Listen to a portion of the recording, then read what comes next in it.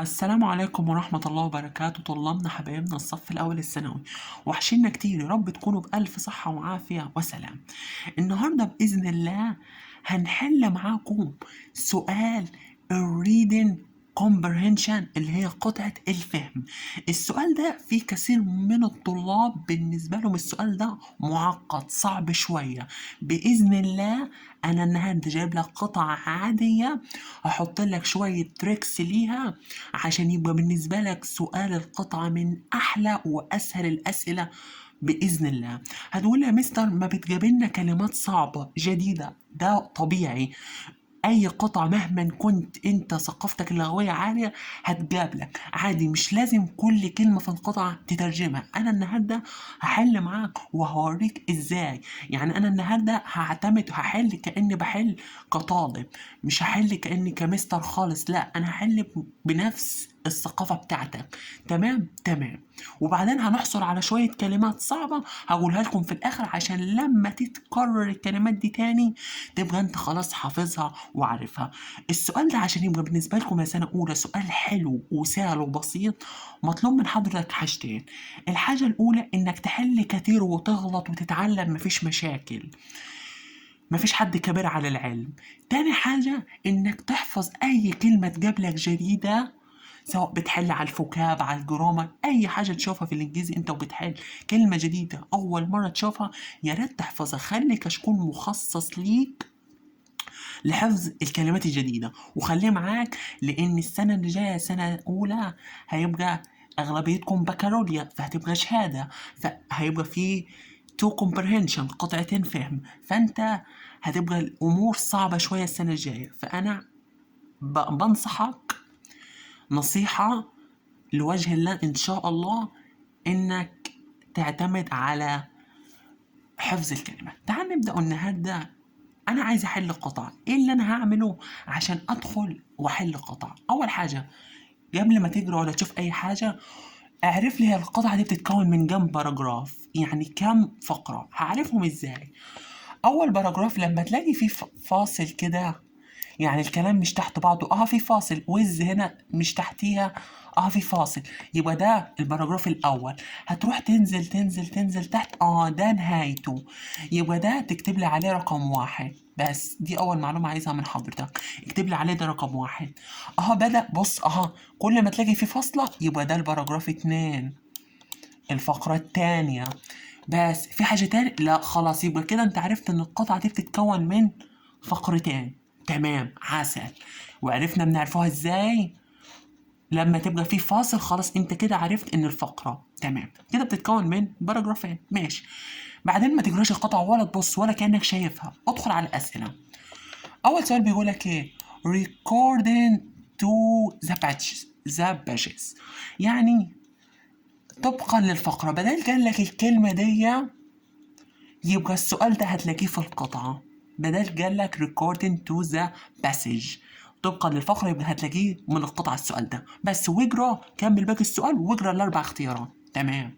ادخل على السؤال التاني، بيقولك the main idea of the passage الفكرة الرئيسية. الفكرة الرئيسية هنحلوه ازاي؟ هنشوفه ايه اللي هيتكلم فيه في القطعة، يعني في الباراجرافين اللي عندي هنشوفه ايه اللي هيتكلم فيه بشكل كتير، هو ده اللي هنختاروه. تمام. تالت سؤال بيقولك according to the writer ايه طبقا للكاتب، اكيد هتلاقيه في القطعة بدل جالك طبقا للكاتب. تمام. ادخل على السؤال الرابع، بيقولك according to the passage طبقا للقطعة، مش عارف السواقين ايه. تمام، يبقى برضه هتلاقيه في القطعة بالنص. تمام. بيقولك the underline pronoun يعني تحت بيشير لإيه، ده هنحلوه بطريقة حلوة، تعالوا هنعرفوها. طبعا بيقولك according the passage نفس البتاع وهنحلوها بطريقة سهلة. وآخر سؤال بيقولك the antonym عكس كلمة complicated. تعالى ماشي كده احنا قرينا الأسئلة وعرفنا. تعالى هنبدأ نمشوا تاتا تاتا في القطعة. أول حاجة نبدأ بسم الله. with the development of modern civilization يعني بيقول لك مع تطور الحضارة الحديثة life الحياة has become more and more complicated. يعني لقد أصبحت أكثر تعقيدا. complicated يعني بتساوي hard، صعب. تمام. as a result يعني نتيجة ذلك the car، ماشي، السيارة ايه، which was once considered a luxury، اللي هي luxury دي هتقول لي انا مش عارفها، هقول لك سيبها. كمل، بيقول لك والان ايه بينظروا لها الى necessary يعني اللي هو الضرورة. تمام. لمين؟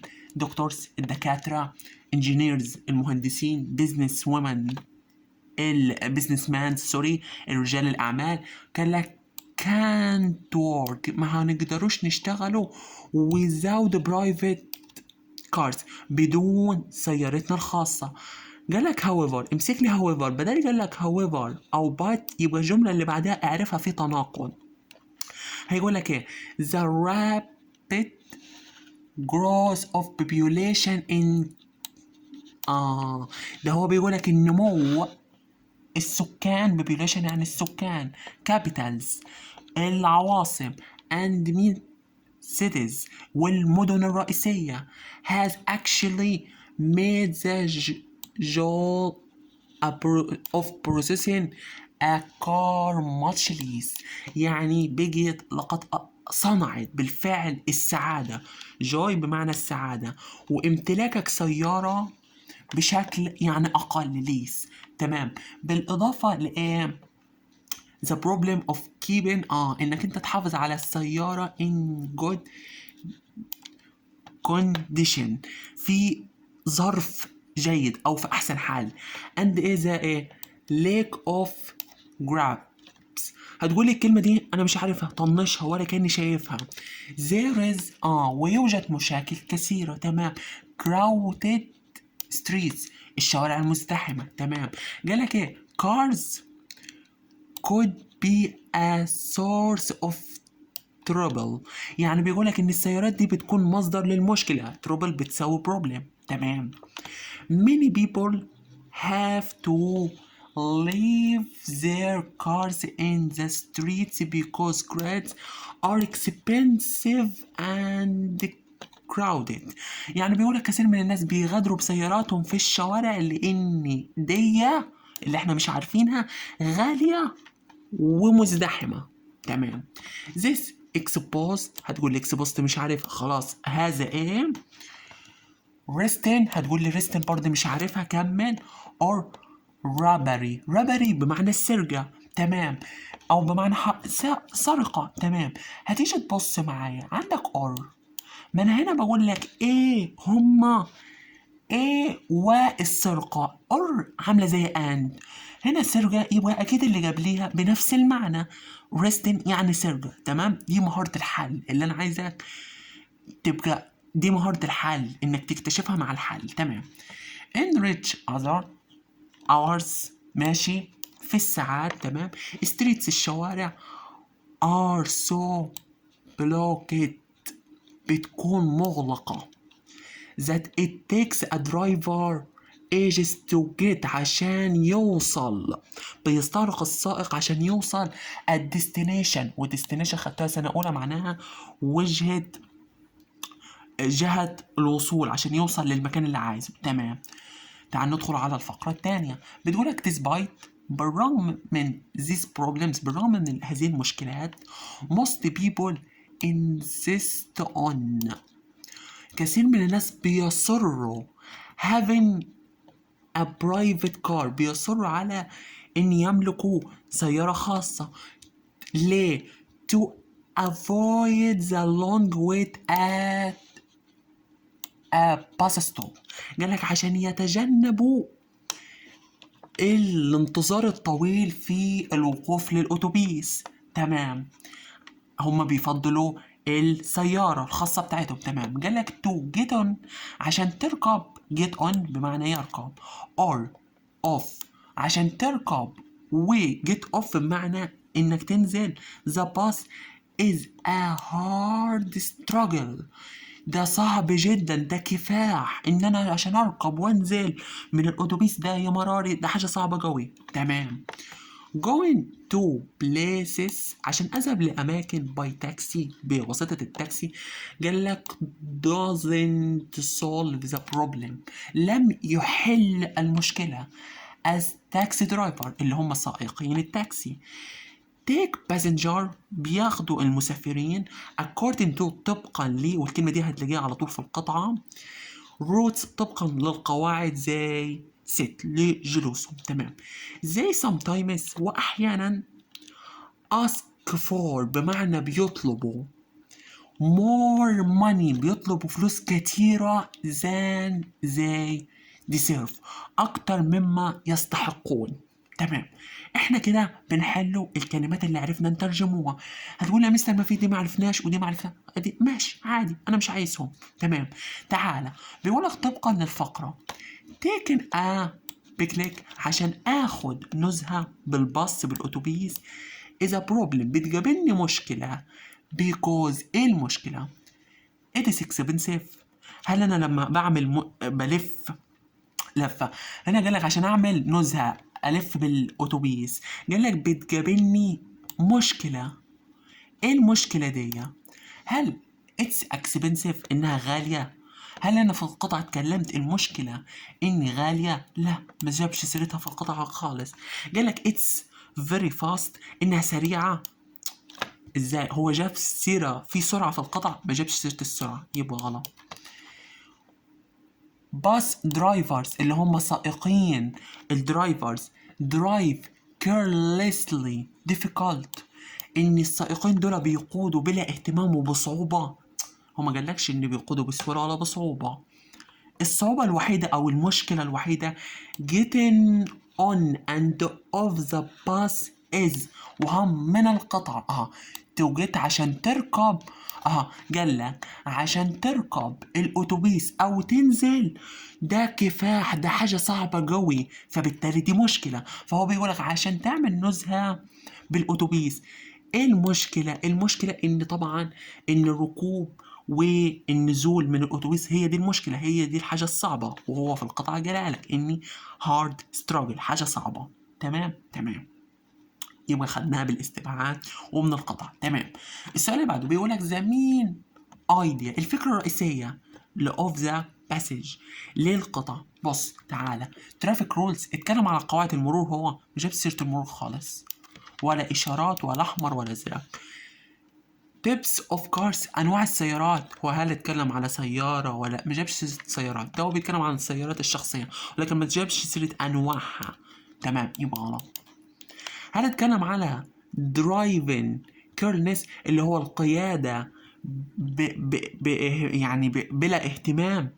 لا انا ما اتكلمتش ان السواق بيسوق باهتمام ولا من غير اهتمام، بس يبقى بالاستبعاد transport in cities اللي هو النقل في المدن، لان الاتوبيس بينتقل من مدينة لشارع لكذا حتة، ده وظيفته. بس هو هنا اتكلم عن ان الشوارع مليانة والناس بتفضل ان تاخد سياراتها احسن من الاتوبيسات عشان مع السكان وكده. فهو طبعا انا هاخد دي اللي هي وبالاستبعاد، يعني حتى لو مش موجودة في القطع وهي موجودة. تمام. تمام. فهنا بتتكلم عن النقل في المدن، ان الاتوبيس بيتنقل. تمام. بيقولك according the writer طبقا للكاتب ده processing a car امتلاك سيارة can be a trouble هيستطيع او هيعمل لي مشكلة في ايه. بص دي ممكن اخليك تحلها بمهارة حل. يعني هو بيقول لك انك انت تمتلك سيارة ده هيعمل لك مشكلة في ايه. هل traffic is incredible يعني المرور هتكون مدهشة؟ ايه المرور هتكون مدهشة دي؟ هل اتكلم عن المرور؟ هو ما جابش سيرتها. الدرايفرز are careless يعني السواقين بيسوقوا بطريقة غير ايه علاقة انا امتلكت سيارة، ايه علاقة ان السواقين مش هيسوقوا بطريقة وحشة؟ مش هتفرق معايا. انت هنا عندك بيتكلم عن السيارة، فانت عندك 2 سيارة. هل السيارة have to be left in the streets ولا take a space in the crutch. هتروح طالع على الحتة اللي اتكلم فيها امتلاك السيارة بشكل أقل، بالإضافة إلى المشكلات اللي بتخليك تحافظ على إيه؟ تحافظ على السيارة في وضع جيد، وتقلل دي ما نعرفوهاش تقلل ايه عادي. انا هخليك تحلها من غير ما تترجمها. وبيوجد مشكلة كبيرة، الشوارع مزدحمة. قال لك ايه؟ السيارات هي مصدر المشكلة. عندنا لقيتها نفس الكلمة، لقيت نفس الكلمة. تمام، تعال كمل. بيقول لك يعني هي مصدر المشكلة. تمام، بيقول لك كثير من الناس بيعملوا ايه؟ بيغادروا بسياراتهم في الشوارع لان ده غالي ومزدحم. تمام، انا عايز الحتة دي، تعال هنشوفوها. هو بيقول لك ايه؟ leave there. تعال نشوفها في القطعة.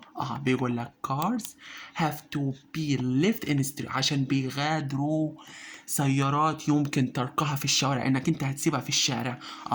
فهنا هي ده هتعمل سبب الزحمة. تمام. من القطعة، هل جبنا حاجة من عندنا سنة أولى؟ هل القطعة صعبة؟ لا، القطعة مش صعبة. من القطعة ولا فيها فهم ولا أي حاجة. تمام، ننتقل على السؤال اللي بعده. according to the passage بيقولك التاكسي درايفر بيستغرق السواقين يعني a long time، وقت طويل to reach، عشان يوصلوا their destination، لجهة الوصول. وين؟ تعالى، احنا قلنا هطلعها لك بالنص. الكلام قال لك عشان الشوارع بتكون منغلقة، بيستغرقوا السواقين وقت طويل عشان يوصلوا ليه؟ للديستنيشن. قال لك ايه الكلمة دي؟ in rush hours. تعال نشوف الكلمة دي. قال لك في الساعة، هنا معناها في الذروة يعني في ساعات الذروة. تعال بص هتلاقيها it's rush hour. بس يا عم بالنص يا عم، من غير ترجمة. نقل مسطرة، بقص والزق، نقل مسطرة انزراج. بنقولها هي رحت خدتها لقيتها معناها ساعات الذروة. مش الشارع مزدحم، سوري، امبسي يعني فارغ، ولا بيقود بسرعة ولا بيكون مملوء. واعرف جراش دي معناها الموقف بتاع السيارات يعني. تمام. بيقولك ازاي بيشير ليه، اي ضمير يقولك بيشير ليه ارجع للي قبله. يعني انت عندك ازاي، صح؟ ارجع للي قبله، ده الفقرة اللي كانت قبليها. تعال ابدأ من اول هنا، عشان بدأ بكابيتال، ما دي خلصت الجملة بنقطة، فانت هبدأ. بيقولك للذهاب الى اماكن بواسطة التاكسي، قالك لم تحل المشكلة. فسواقين التاكسي مالهم؟ هم اللي بياخدوا المسافرين طبقا للقواعد. تمام، واحيانا بيطلبوا فلوس اكتر مما يستحقون. تمام، يبقى زي دي بتشير ليه؟ اكيد بتشير لتاكسي درايفر، ما هي اللي قبليهم. وزي برضه ده ضمير عاقل، فاكيد هتشير للعاقل. انت لو جيت بصيت هنا، تراكس دي معناها سيارات الاجرة، باسس الاتوبيسات، باسنجر المسافرين. انت طبعا هتاخدها ليه؟ خدنا الاولى عشان تعالى ارجع للي قبليها. من اول نقطة هترجع هتلاقي ان هو بيتكلم عن المسافرين، هم اللي بيطلبوا فلوس اكتر ما بيستحقوا. تمام. طريقة سهلة. بيقولك طبقا للفقرة بعض السواقين بتوع الدرايفرز بيكونوا تعال بص، ممكن احلها لك من غير ما نجرو. اونست امين، ولا جود جيد، ولا جريد طماع، ولا فاني. صفة حلوة يبقى الوحشة. هتقول له انت يا مستر ايه اللي خلاك عارفها جريدلي اللي هي طماع؟ هقولك تعالى، مش هما في اخر القطعة قالك ان هما بياخدوا فلوس اكتر من بيستحقوا؟ ما انت بتاخد فلوس اكتر من انت ما تستحق، يعني انت طماع بس بكل بساطة. تمام.